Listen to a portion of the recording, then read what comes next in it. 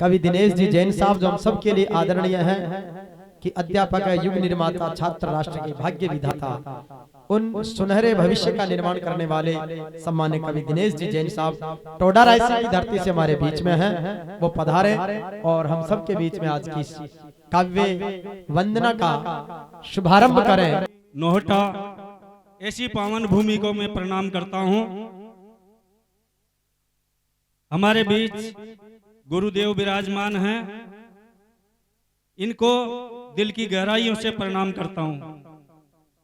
परमात्मा परमात्मा मुझे शब्द देना, गीत गुरु के गा सकूं, भावनाओं के मोक्ष महल की नींव पुख्ता कर सकूं।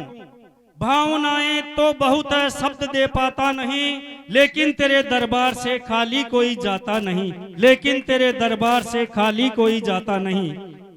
मुझे आते ही पता लगा इतनी भव्य मूर्ति मां काली की।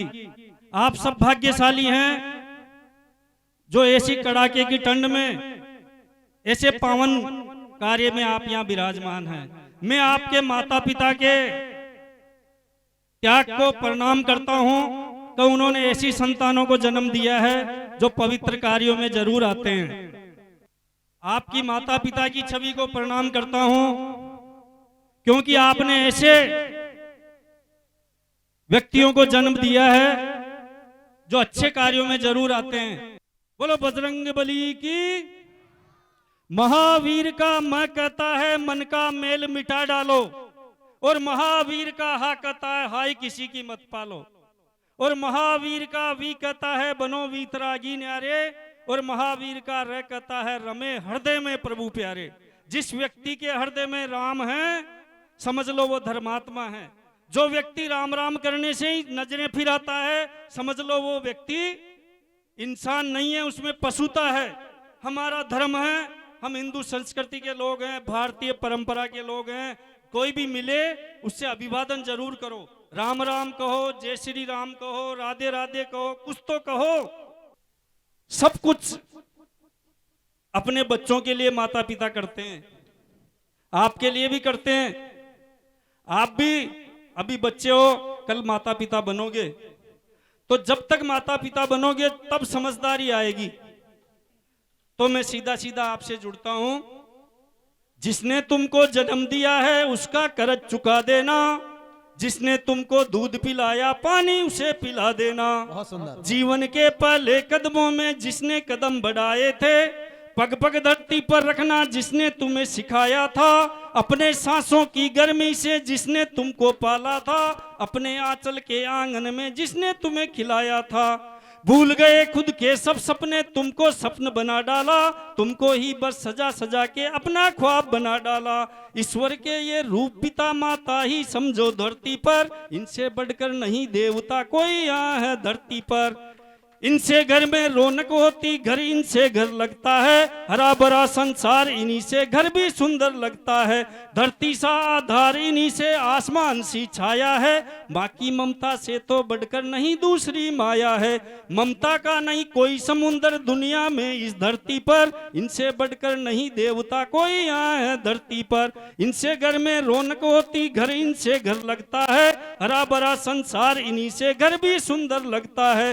धरती सा आधार इन्हीं से आसमान सी छाया है, माँ की ममता से तो बढ़कर नहीं दूसरी माया है।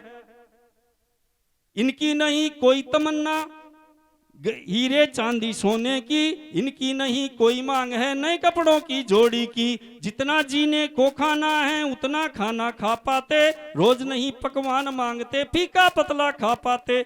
जितना यार खिलाया तुमको तुम क्या इनको दे दोगे, जीवन भर के बदले में 2-4 बरस ही दे दोगे।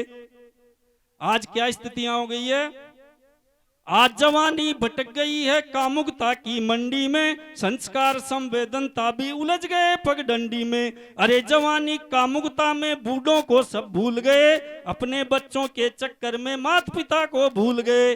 जैसे प्यारे तुमको बच्चे ऐसे ही तुम प्यारे थे, उनकी प्यारी दुनिया तुम उनकी आंखों के तारे थे। रात रात भर जाग जाग कर तुम्हें सुलाया करते थे, उन मीठी आंखों से लोरी तुम्हें सुनाया करते थे। बिस्तर को गीला तू करता, माँ गीले में सोती थी, तेरे मल को उन हाथों से तेरी ही माँ धोती थी। आज उम्र की मजबूरी, अब इनमें इतना जोश नहीं, भूल गया तू दगाबाज, तुझको भी इतना होश नहीं। मंदिर मस्जिद गुरुद्वारा तेरे खातिर ही पूजे थे, पीर फकीर मजार भेंट से तेरे खातिर ही देखे थे। पूज सके तो इन्हें पूज ले, यही ईश्वर धरती पर, इनसे बढ़कर नहीं देवता कोई यहाँ है धरती पर। इनसे घर में रौनक होती, घर इनसे घर लगता है, हरा भरा संसार इन्हीं से घर भी सुंदर लगता है। धरती सा आधार इन्हीं से आसमान सी छाया है, माँ की ममता से तो बढ़कर नहीं दूसरी माया है। आम बोगे धरती पर तो आम मिलेंगे धरती पर, इनसे बढ़कर नहीं देवता कोई यहाँ है धरती पर। संवेदनाओं की ये पराकाष्ठा है माता पिता की महिमा को। अगर यहाँ से थोड़ी बहुत भी अपन संवेदना लेकर जाएंगे अपने माता पिता के प्रति, तो महसूस करिए उनका कितनी तकलीफ में वो जीते हैं, और उसी की मर्म स्पर्शी कविता है। एक पिता के दो लड़के थे, दोनों की आमदनी कम थी, लेकिन बाप का खेती बाड़ी खूब थी। अब उनमें लड़ाई हो गई, इनको रोटियां कौन दे।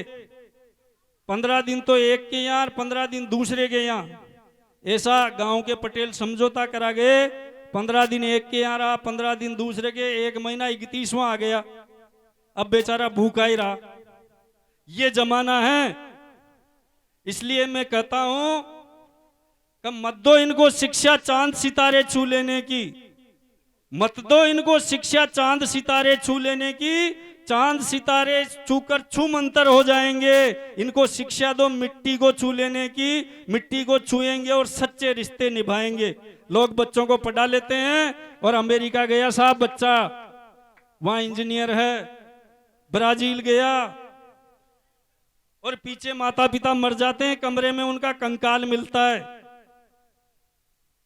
तो बहुत से समाज में अध्यापक भी हैं, आप ऐसी शिक्षा दें जिससे वो चरित्रवान बने।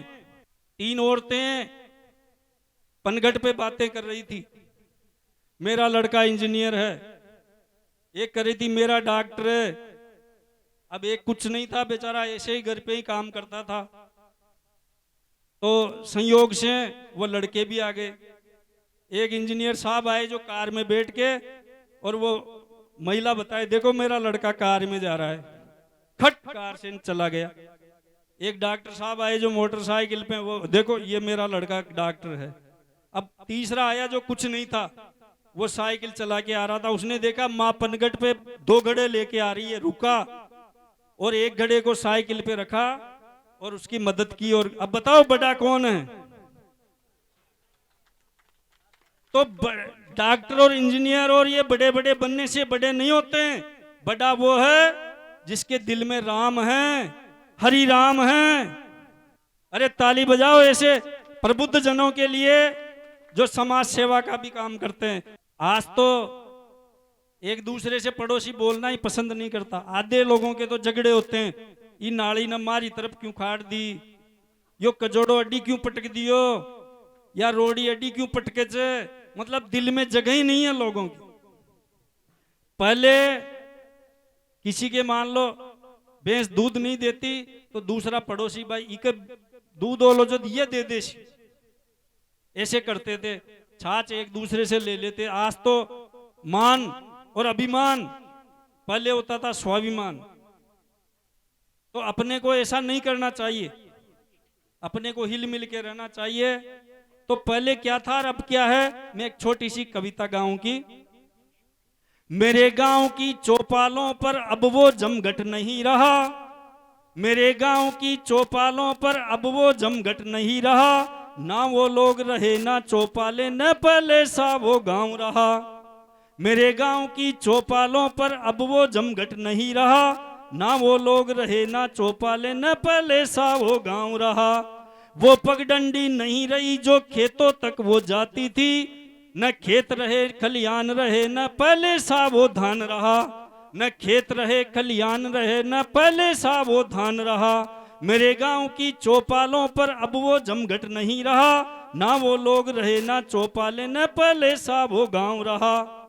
वो पगडंडी नहीं रही जो खेतों तक वो जाती थी, न खेत रहे खलियान रहे न पहले सा वो धान रहा। मेरे गांव की चौपालों पर अब वो जमघट नहीं रहा, ना वो लोग रहे ना चौपाले न पहले सा वो गांव रहा। पीली पीली चूनर ओढ़े पगली धरती हंसती थी, पीली पीली चूनर ओढ़े पगली धरती हंसती थी। पीली पीली सरसों का अब वो पीलापन नहीं रहा, पहले पीली होती थी सरसों और अब आजकल काली होती है। तो पीली पीली चूनर ओढ़े पगली धरती हंसती थी, पीली पीली सरसों का अब वो पीलापन नहीं रहा, ना वो लोग रहे ना चौपाले पहले सा वो गांव रहा। मेरे गांव की चौपालों पर अब वो जमघट नहीं रहा। उजले उजले मुखड़ों वाली, उजले उजले मुखड़ों वाली बहुएं छाछ बिलोती थी, भीनी भीनी खुशबू वाला अब वो खुरचन नहीं रहा, भीनी भीनी खुशबू वाला अब वो खुरचन नहीं रहा। ना वो लोग रहे ना चौपाले न पहले सा वो गांव रहा। मेरे गांव की चौपालों पर अब वो जमघट नहीं रहा। यदि आपके समझ में आ रही हो तो ताली बजा के आशीर्वाद दें। सावन की ऋतु आते ही बागों में झूले डलते थे, ये सब झूला खाई हुई औरतें हैं, सावन की ऋतु में खूब आनंद लेते हैं। तो सावन की ऋतु आते ही बागों में झूले डलते थे, झूलों की तो बात ही छोड़ो अब वो सावन नहीं रहा। ना वो लोग रहे ना चौपाले न पहले सा वो गांव रहा। मेरे गांव की चौपालों पर अब वो जमघट नहीं रहा, ना वो लोग रहे ना चौपाले न पहले सा वो गांव रहा। मेरे गांव की चौपालों पर अब वो जमघट नहीं रहा। मेरे गांव का आईना हाथों से गिरकर बिखर गया, मेरे गांव का आईना, आईना कहते हैं कांच, मेरे गांव का आईना हाथों से गिरकर बिखर गया।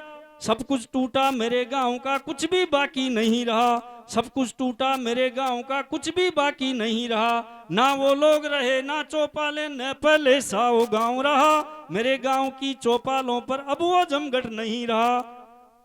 धन्यवाद।